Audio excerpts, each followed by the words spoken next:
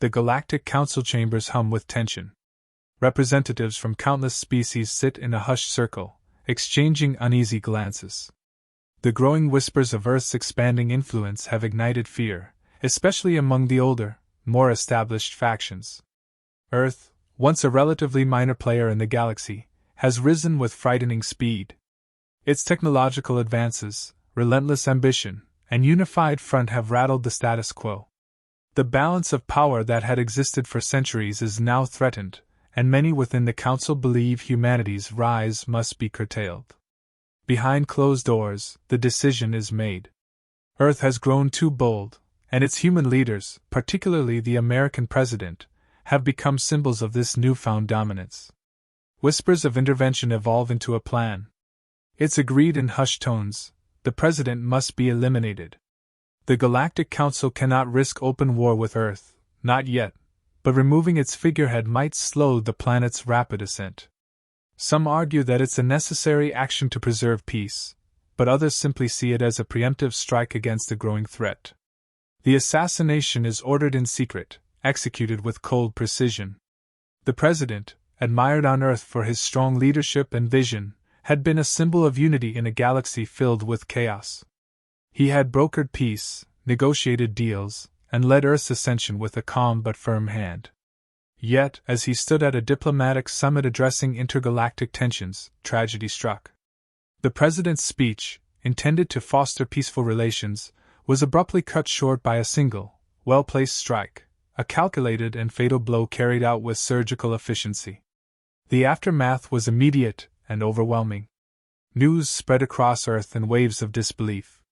The president's death had not just targeted a single leader, but had pierced the very heart of Earth's identity.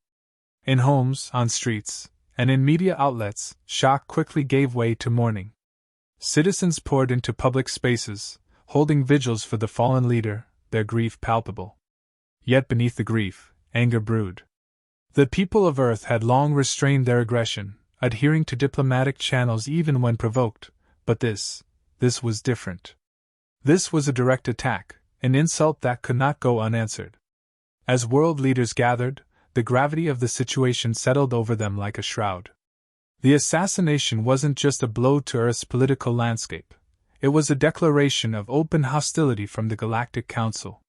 The usual diplomatic discussions, typically marked by careful deliberation, gave way to calls for action. Earth had long been reluctant to reveal its true military potential, always preferring negotiation over conflict. But now, the public was demanding retribution, and Earth's leadership knew that failing to act would be seen as weakness. Behind the scenes, in secure underground facilities that most citizens didn't even know existed, an ancient fleet lay dormant. It had been kept hidden for centuries, forgotten by some, but always maintained by a few who understood its importance. These ships weren't the sleek, modern vessels Earth had shown the galaxy. They were something older, something darker. Crafted in a time when Earth had faced threats far more terrifying than anything the galaxy could throw at it, the fleet represented humanity's unspoken history of war and survival. The decision to activate the fleet wasn't made lightly, but in that moment, Earth's leaders understood it was the only option. The assassination had crossed a line that diplomacy could no longer resolve. Earth could not afford to be seen as vulnerable, and so the fleet, long dormant, was awakened. A cascade of encrypted commands were sent out to hidden bases, and deep in forgotten corners of the solar system, long silent engines roared to life. Earth's response wasn't just about avenging its president. It was about sending a message to the entire galaxy, a message that Earth would no longer be pushed around. No longer would humanity tolerate being seen as a lesser power. In one unified decision, Earth chose to show the galaxy exactly why it had never unleashed its full potential before. The ancient fleet, a terrifying reminder of Earth's forgotten past, would soon carve its presence into the stars. As the ships prepared for launch, the weight of what was coming began to settle in.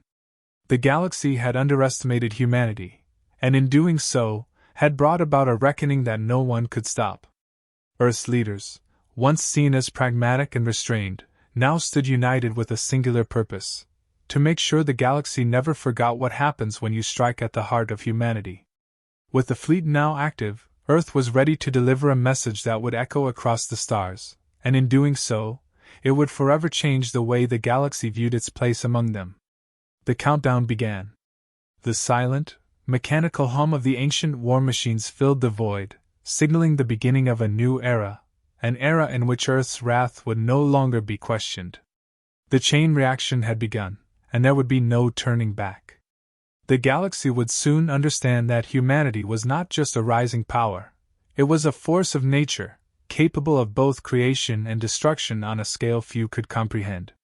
And now, the full might of that power was unleashed. Earth's ancient fleet had remained hidden, a relic of a time that even most of humanity had forgotten. For centuries, these ships lay dormant, a secret known only to the highest-ranking officials, concealed beneath the surface of uninhabited moons, deep within asteroid fields, and cloaked in stealth fields impenetrable to the galaxy's prying eyes. These weren't the sleek vessels of Earth's modern space fleet. These were something else entirely. Massive, hulking constructs of ancient design, far more advanced than anything the galaxy had ever encountered. The ships stirred, long silent systems roaring to life as encrypted activation codes raced through forgotten corners of space. Their hulls, forged from materials stronger than anything humanity currently knew how to create, gleamed in the darkness of space as they awakened from their millennia-old slumber. These warships had been designed for one purpose: total annihilation of any threat. They were relics from a distant past, a time when Earth faced a foe so dangerous that the fleet had been created as the last line of defense. But the enemy of that ancient time was long gone, and now this forgotten armada would serve a new purpose. As the fleet began to mobilize, humanity's true military potential was revealed. These ships, armed with technology that seemed more magic than science to the rest of the galaxy, were equipped with weapons systems beyond anything currently imaginable.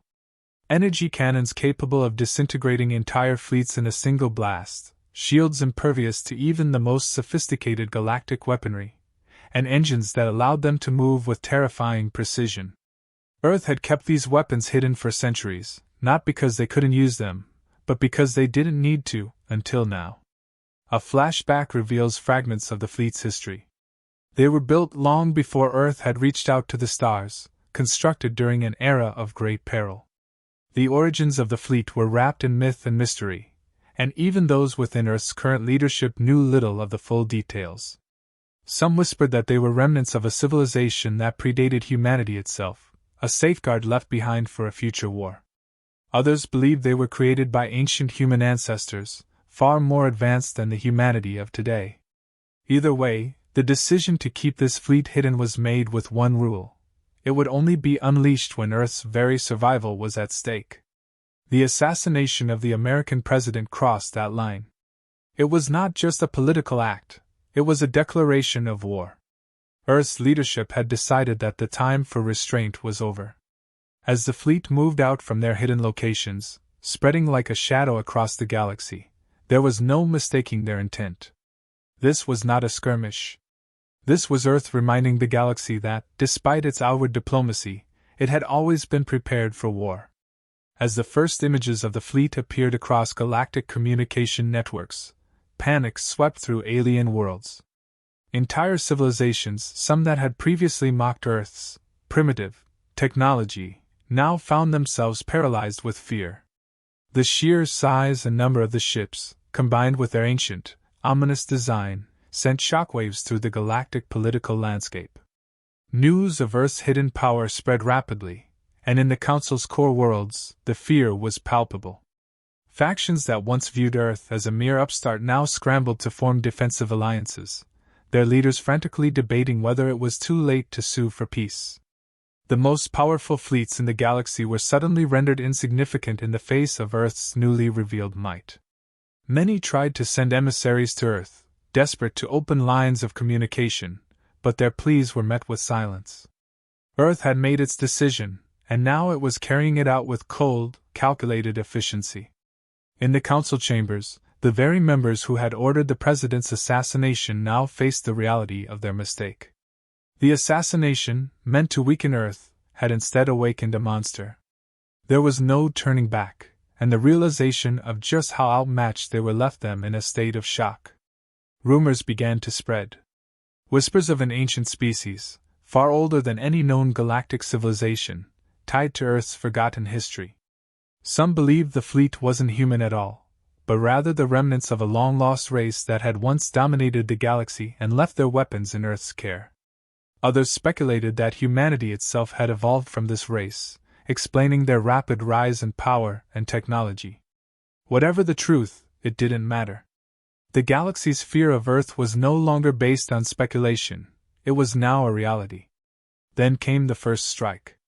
A Galactic Council outpost, situated on a strategically vital planet at the edge of their territory, was chosen as the fleet's first target.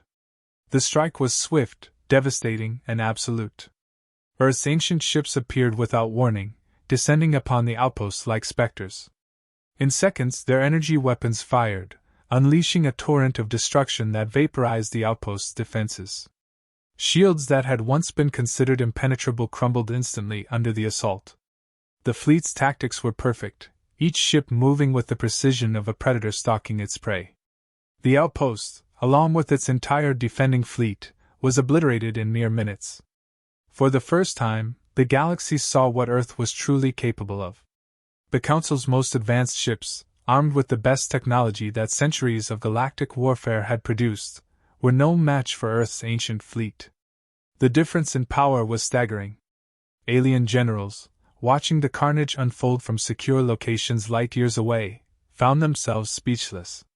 They had prepared for conflict with Earth, but nothing could have prepared them for this. The fleet's ships didn't just defeat their enemies, they erased them from existence. With the first strike complete, the fleet moved forward, unrelenting. Their course was set, and nothing in the galaxy could stop them.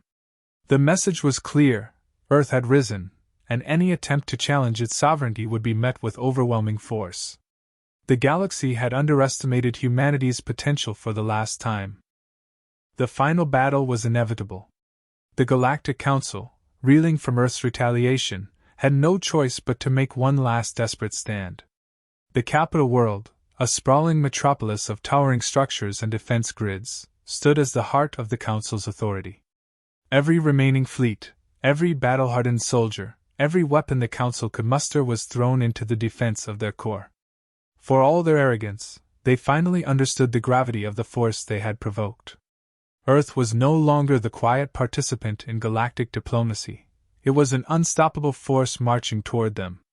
In the cold void of space, the Council's fleets waited, hoping that sheer numbers and desperation could somehow halt the ancient fleet. Earth's warships emerged, massive and terrifying, their designs alien even to humanity's most advanced engineers. They were relics of a time when destruction was an art, and their mere presence sent shockwaves through the remaining defenders. The battle began, but the outcome had already been decided the moment the assassination order was signed. Earth's ships moved with the precision and lethality of ancient predators, obliterating everything in their path. The Council's finest warships, which had once instilled fear across the galaxy, were nothing more than helpless prey. Earth's retaliation was more than just vengeance. It was a calculated message, a show of force so overwhelming that it would send a clear signal to the rest of the galaxy. This was not the Earth of yesterday, restrained and diplomatic. This was the Earth that had kept its power hidden for far too long, and now that power was on full display. The capital's defenses crumbled under the onslaught, its planetary shields buckling, its fleets shattered into debris. Earth's ancient ships pressed forward, cutting through any resistance with chilling efficiency. As Earth's fleet descended upon the capital world itself, the last remnants of the Council's leadership made their final, futile attempts to escape or surrender. It didn't matter. Earth's leaders had already decided there would be no mercy for those responsible for the assassination. In a swift and brutal series of strikes, the Council's command structure was wiped out. The galactic order that had held for centuries fell in a matter of hours. Its leaders, once thought untouchable, were now either dead or captured. The Galactic Council, the most powerful governing body in known space, was no more.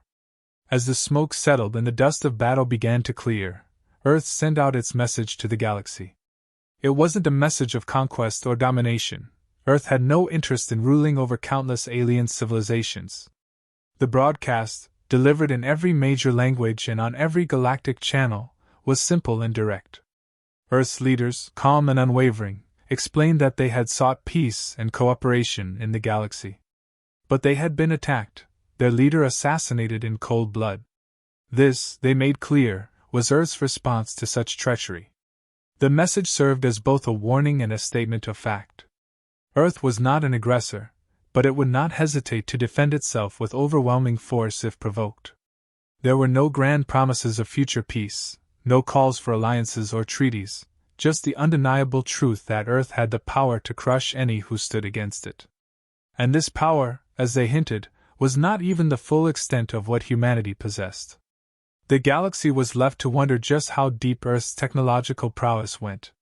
If these ancient ships had been kept hidden for so long, what other secrets did humanity still hold? The reactions across the galaxy were varied. Some alien factions, particularly those who had feared Earth's potential even before the assassination, quickly accepted the new status quo. They knew that Earth had no desire to subjugate them, but the threat of retaliation would always loom over any future actions. These civilizations moved to establish diplomatic channels with Earth, seeking to ensure that they stayed on the right side of this new galactic power. Others, however, were not so quick to adapt.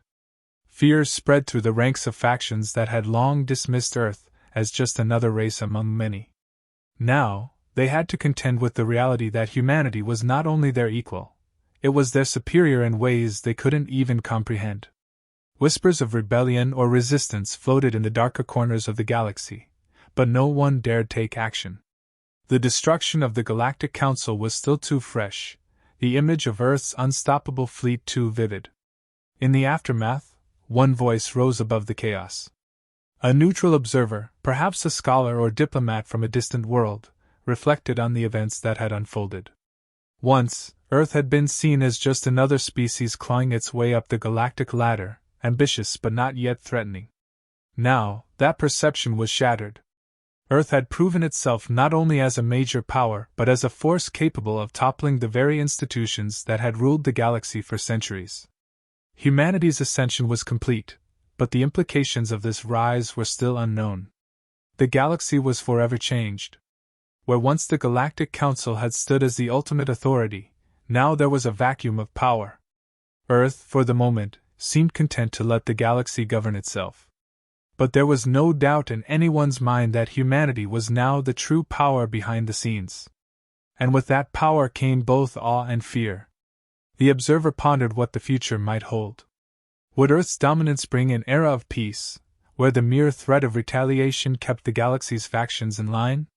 Or would it lead to even greater conflict, as new powers rose to challenge humanity's supremacy? The galaxy had seen the fall of its greatest institution, and now it was left to wonder, would Earth's presence usher in stability, or had they merely traded one overlord for another? As the final remnants of the old galactic order crumbled, one thing was certain. Earth was no longer just another planet among the stars. It had taken its place as a force to be reckoned with, and the rest of the galaxy would have to adjust to this new reality. What came next was uncertain, but the message was clear. Earth was now in control of its destiny, and no one, not even the galaxy's oldest powers, could stand in its way.